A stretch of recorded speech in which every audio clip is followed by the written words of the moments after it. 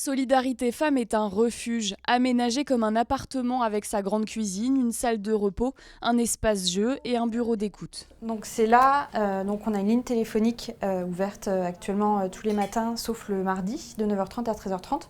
Donc c'est là que ça se passe. On est toujours à deux collègues quand on fait l'écoute. On nomme les violences, on nomme leurs droits, on nomme qu'elles ont le droit de partir, qu'elles ont le droit de parler, qu'elles ont le droit de se protéger. Donc ça fait partie effectivement de tout ce travail à l'écoute. Parfois il y a des femmes qui nous appellent pour partir, parfois elles n'en sont pas encore là, mais elles ont juste besoin d'un espace pour parler en fait. Et du coup on est là effectivement pour ça.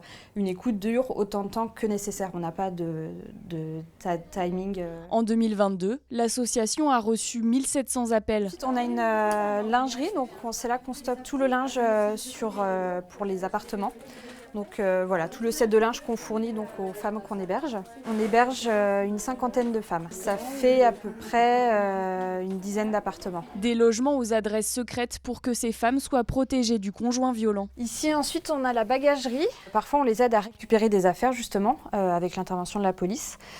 Auquel cas elles peuvent stocker ici un certain nombre de valises parce que sur les appartements il n'y a pas forcément la place. On retrouve des sacs avec les peluches, les vêtements des enfants, il y a les valises des affaires. Parfois, il y a aussi de la nourriture, des objets précieux. Il y a des cartons voilà, avec des mots qui décrivent un petit peu les choses précieuses qu'ils contiennent. Des sacs qui contiennent toute leur vie quand elles fuient le domicile.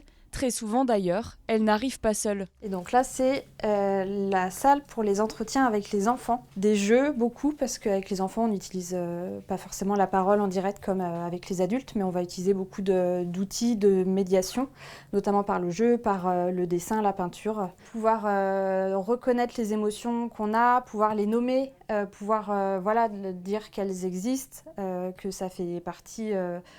de ce qui est en train de se passer. C'est aussi un moment où on va expliquer aux enfants pourquoi ils sont là, qu'est-ce qui se passe avec les parents, venir nommer aussi auprès d'eux qui sont que les violences c'est interdit, et qu'ils sont là pour être protégés. Dans les locaux, des salles accueillent aussi des groupes d'échange pour partager son vécu entre femmes et s'en sortir ensemble.